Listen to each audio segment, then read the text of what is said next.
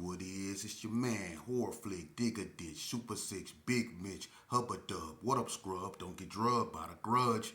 Nah, I'm just playing. Well, welcome to another episode of Vegas Chronicles with your man, Digger Ditch, Horror Flick, Big Mitch. And today, I'm going to answer questions like I've been asking. Someone asked me, have the Serenos ever came out here in Las Vegas and took over a neighborhood out here or dominated in an area where a Vegas gang resided? And to that, I'm going to just blatantly say no. You know, a lot of Mexicans, Hispanics that migrated from elsewhere, whether it be Arizona, California, Texas, or whatever, a lot of them go on the east side. You know, and a lot of them being, you know, Mexicans, Hispanics, you know, a lot of them is in Northtown too. You know, but as far as them like moving into neighborhoods and just taking them over, no one never moved into the hood. No one never moved on Donner Street or in ABM turf or, you know, any hoods like Paru turf or PB turf. Nothing like that. Mexicans never moved out here. Hispanics never moved out here and took over anyone's neighborhood. So that never happened. Like I say, you know, Vegas don't have that racial hostility between blacks and Hispanics. We don't have that. You know, it's been times where tensions flared up because, you know, of, you know, incidents that happened out here concerning, you know, blacks and Hispanics, but they were isolated incidents. It was never nothing that led to just an outlaw war between blacks and Mexicans on no front. No, that never happened. Now, another question that was asked of me was who's the most violent in the prison system out of the blacks, the Hispanics, and the whites. And to that I say this. Hold on for a second. You know, to that I say this. It depends, cause I'm gonna tell you something. Back in the day, during the '90s, right, when it was like really West Side versus Northtown on the street, you know, it was a lot of hostility in prison between Bloods and Gersons. Bloods and Crips and Gersons and Crips. You know, it was a lot of hostility. So at that time, during the '90s and early 2000s and stuff like that, the blacks were more violent toward one another. You know, but as time went on and Hispanics became more structured because of, you know, the Cali influence, they started displaying more violent behavior, you know, in certain incidents. You know, the whites, they displayed violence, but not like they used to back in the days, you know. But the Hispanics, they're more, let's just say, you never know when they're gonna hit you. You know, dealing with them, you always have to be on your P's and Q's because they like you to be relaxed. You know, and when they hit hard and they know what they're doing. You know, so the Mexicans have shown over the years an evolvement of being more violent on the yard. The blacks, they're violent, but they're mostly violent toward one another. The Hispanics, you know, they take care of their own, you know, and that's something that separate the Serenos from a lot of, you know, either gangs or races in the penitentiary. Is that the Serenos are so structured, you know, they're so, you know, organized. You know, it can be 40 Serenos on a yard and 100 blacks, but the way the Serenos move, you know, they strategic, you know, and they go inflict mass casualties if you don't know what you're doing.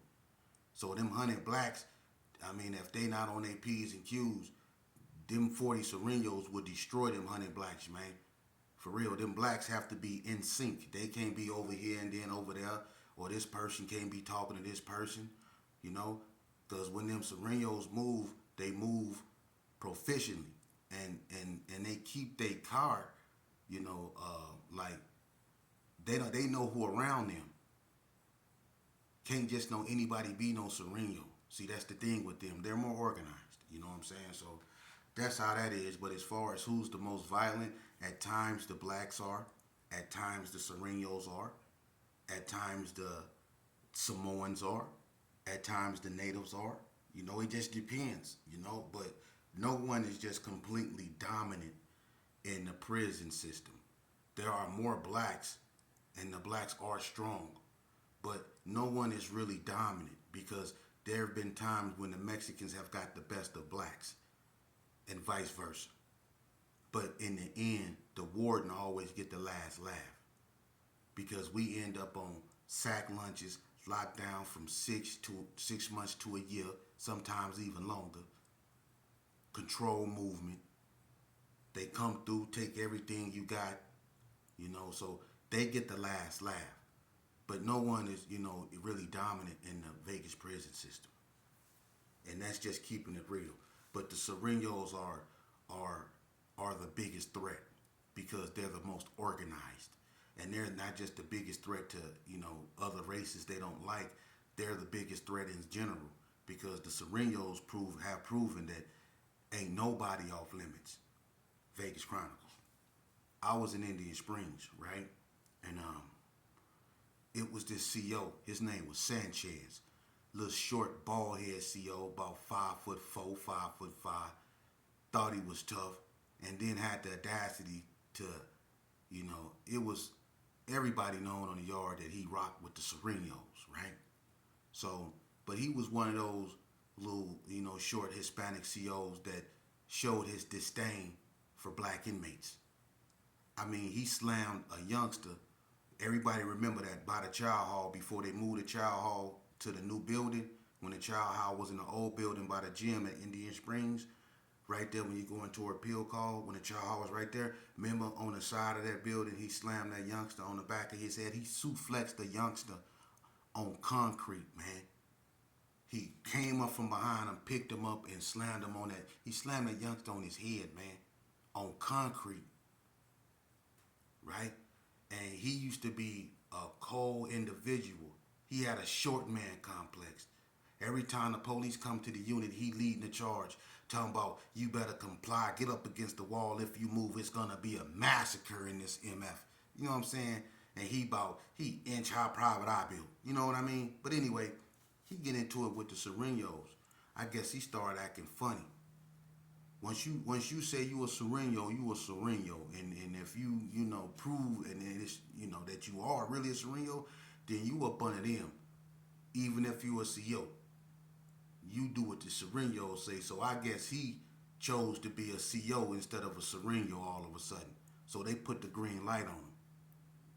You know, and once he heard about it, he started messing with him. Every time the Mexicans would come to the chow hall, he'll put them up against the wall.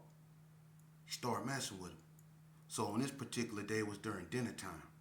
I guess they got tired of, you know, him, and they decided to deal with him. So on this particular day, when the Mexicans, when they line up in any unit, they always come last. They let everybody go before them. They be at the back of the line. It's a strategic thing. I don't know. But they always be in the back of the line. You know? So when we go to chow hall, the Serenos don't walk to chow. They wait for each other to come out the unit, and then they'll walk last. So they always at the back of the line. So when they came to dinner this time, it was, you know, when everybody went in, they, you know, came and he was relaxed, and he used to be up there with this other CO. I forget his name, tall, kind of curly hair. Somebody, if y'all remember this incident, what was that CO name that was with Sanchez when this incident right here happened? Because a lot of people remember this. When the Serenos came down there, there's about 20 of them in this one unit, about 20 of them. And when they came down there, one of them, you know, said something to, I guess, Sanchez in Spanish, whatever. And they had words, and Sanchez said something to him that was like kind of disrespectful. I don't know what he said. They were speaking Spanish, right? And so the Sereno, you know, we had these cups that they give us. They give us these like little tan cups, but they hard with a spork, right? That's what they give you, and you got to bring that with you to child, or you don't drink or you don't eat, because you got to keep your own spork in your cup. but they had this hard cup, right? And when he get up on Sanchez, Sanchez said, "Get up against the wall. You two, get up against the wall." And the Mexican, instead of getting up against the wall, he said, "F you, puto," and hit him in the face with that cup. Boom! And they just took flight. They rushed Sanchez right there in front of the chow hall. The tower was shooting so much, man, that the police had to tell them to stop because they was almost hitting them. Them Serenos was on Sanchez's helmet. He broke, and they caught him, and they was smashing him. Until them police got there, they gave him a good whooping. So that shows you how the Serenos don't care who you are. If they feel you disrespect them, they gonna take flight. And they had Sanchez running. He was gone. And they caught him though. That's the cold thing. He ran, they caught him, they ran him down. They got them some licks in before them police got there. You know, but when them police got there, it was all bad. But you know how the Serenos, they'll take that just to get him. And they got him. But that's how they is. And that's the threat they pose. You know, so with that, moving on, I want to talk to y'all about something, man. I want to talk to y'all about something. You know, when I don't say this a lot, and this is some of the realest stuff I can ever say. You know, a lot of people don't know that. You know, when I caught my case, you know, I want people to understand that what I went through in prison, being stabbed up, and all that bad karma, watching all my childhood friends die, not being able to do nothing, going to the parole board by myself, being in a hole for 5 years, being on medication, being 4-pointed, all that bad stuff I went through, I realized as I got older why that happened to me.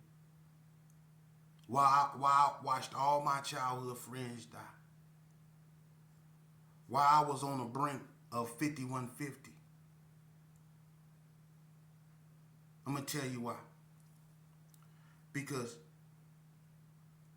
I came into somebody's life, my victims. And I don't want to talk about my victim. I'm going to leave that alone because I don't want to open no old wounds, but I want to say this right here to the female that was in the house. I want y'all to know something. See, we think this stuff gangster. But ain't nothing gangster about coming into somebody's house and life that didn't ask you to. She ain't had nothing to do with what was going on with me and them. But what did I do? I went over there and I tore her life apart. And I took something from her that I can't give back. I took something from her child that I can't give back. You see? She had to come to court and her life was put out there. And my lawyer, I sat back as my lawyer made her look like she was the perpetrator and tried to make me look like the victim when I was the one that went in there and tore her life apart. I went in there and tore her life apart. You see? But she sat up there and my lawyer tried to make her seem like she was a victim. I mean, she was the perpetrator and I was a victim. And I knew what I did. But I tore that girl life apart. I took everything from her. And I sat there with a smirk on my face like I was proud I did it. And now I know why I suffered so much pain, why I went through hell in prison, why I never found no peace, why I suffered the way I suffered. You see? And a lot of us need to start realizing that, man. When we inflict damage on people, we don't never think about the people that, listen, they didn't ask for that. And it ain't a part of the game. That ain't a part of the game. Going into somebody's house that don't deserve that had nothing to do with what you got going on, and taking something from them that you can't never replace, tearing their life completely apart, getting them put out in front and center, getting them put out their house because of what you've did.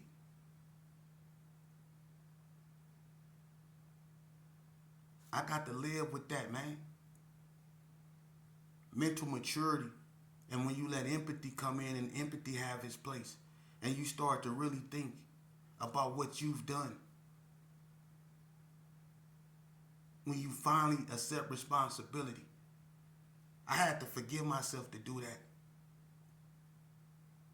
Because the whole time when I went to prison, when I was a youngster and I went, then none of that dawned on me, how I just tore this family apart. How I just tore this female that was in that house life apart. I can't never fix that. I can't never go to her and beg her for forgiveness. Because I took something from her I can't never give. And I'm telling you youngsters, man, ain't nothing cool about it because I've been there. Ain't nothing gangster about that. Nothing at all. Nothing at all. And people don't deserve that.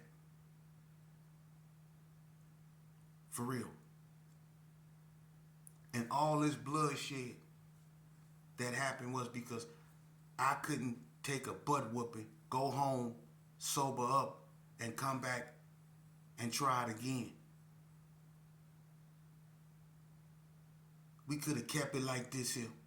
I couldn't do that because my pride got in the way. That don't make me no gangster. Because my ego wouldn't let me take a butt whooping. That don't make me a gangster because I was quick to go get my and do something stupid. That was stupid. Ain't nothing gangster about that. That was stupid. And people actually celebrated me for that. Which showed how stupid they are. But at the same time, while people was cheerleading and saluting me for stupidity, they also was making sure they was keeping their distance from me too, that they made sure that they ain't had nothing to do with it. You know? But it never dawned on me that I destroyed this family's life. I destroyed this female's life. I took something, man, and people don't understand the velocity, the emotional impulses that I go through. When I lay down and I go to sleep at night, the nightmares I have. I done a lot of bad things, and a lot of bad things didn't happen as a result of my actions. And yeah, when I was in prison and I used to hear about all the death and the destruction that was started from my action, that I felt good about, all those mamas burying their children because my stupid behind couldn't take a butt whooping, and now I got all this carnage happening.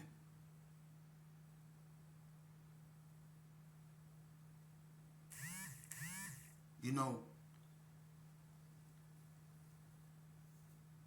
I can never apologize. Words don't mean nothing. My actions tore their life apart, so my actions have to redeem me. I can sit in front of here and I can preach the whatever to you. But if my actions don't reflect my words, then I ain't nothing but a hypocrite. And God got a special place in hell for me. That's why when I do these videos and I give you what I give you the truth. I don't glorify this, man. This life told gangbanging destroyed my life.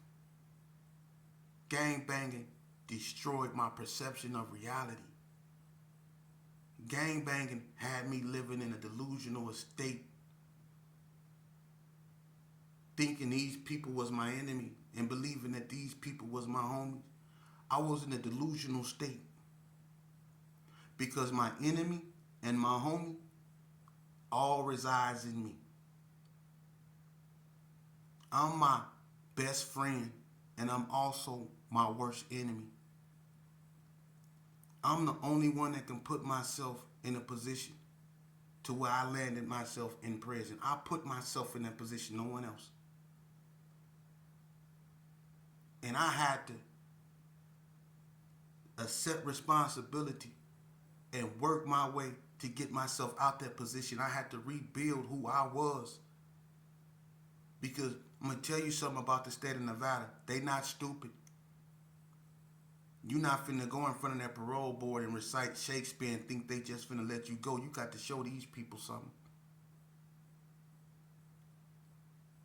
And the only reason why I'm here is because I had to reinvent who I was. And you know how hard that was? To reclaim my individuality, to become who my mama intended me to be. You know how hard that was? I got lucky. I got lucky. Because when you play this game and you play these characters we call ourselves, you can play them so long till you forget how to be normal. See? I got lucky. Because everybody don't get to come out of that spell, that life, that way of thinking. That's why you have OGs out here that still say, what up, cuz? What up, blood? What up, crown? And got gray nose hairs. They stuck in their zone. But the only way I'm going to be able to truly get at these youngsters in a way that they can feel me is that I had to surrender myself to whatever you want to call it. I call him God. I had to surrender myself and allow myself to feel, to cry, to allow impulses and emotions to take their place, to act normal, not to suppress my feelings like we do. We act like stuff don't bother us. We act like taking people's lives and stuff is just nothing. See, that's suppression of your emotions. Like being locked up ain't nothing. Like being in an institution knowing you got to do 5 years. It's nothing. Oh, it's something. It's unnormal.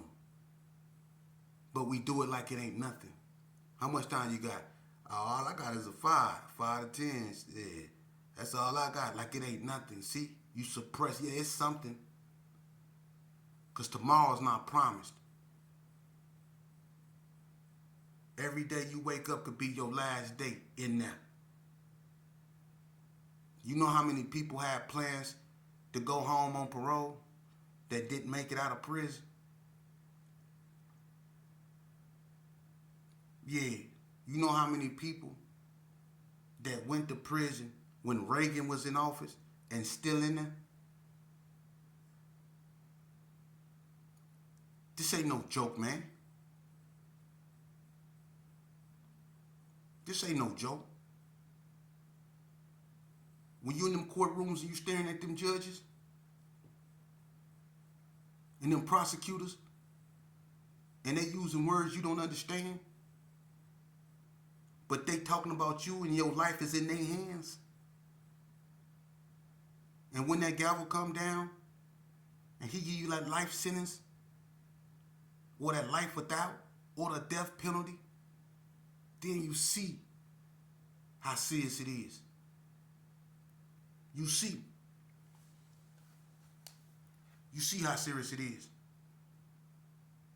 When you taking that trip between them mountains, see, they took dynamite. I want you to know this, youngster. Listen, because if you ain't been there and you think that banging and living this way is cool, you headed there. But they took some dynamite and they blew a hole in the mountain. In Ely, Nevada. That's the coldest part of Nevada, Ely. They blew a hole in the mountain. And you go straight through there. And on the top, when you go through, there's a road that sit like up on a hill, and it's a prison right there called Ely Max. That's where you go be. That's where you go be. It don't matter how hard you is. That's where you go be. That's gonna be your reality. Yeah. And trust me, you go feel it. Because they had me up there so long. They had me so locked up in there. And look at me. when I came up out of there, I looked like El DeBarge. I was so yellow. And I can't get yellow. They had me looking like El DeBarge. For real. I was light skinned by the time I got out the hole. I'm keeping it real. So when you hear me do these, videos, understand that I'm not glorifying nothing, man. I know what I'm doing. I'm doing this because I'm obligated to do this. I'm doing this because I accept responsibility for my actions. I do this because I'm a man and it must be done. I do this because I live this life and I can be the deterrent. And people like me, they should step up. They got stories to tell too. A lot of y'all got stories just like mine to tell. And these youngsters need to hear it. It can't just be me. Shout out to DJ FOS, man. I can't wait to do this podcast called Politicking, man. And hopefully we can get some people on there, man, and they can tell their life story. Because a lot of these youngsters, man, need to reconnect, man.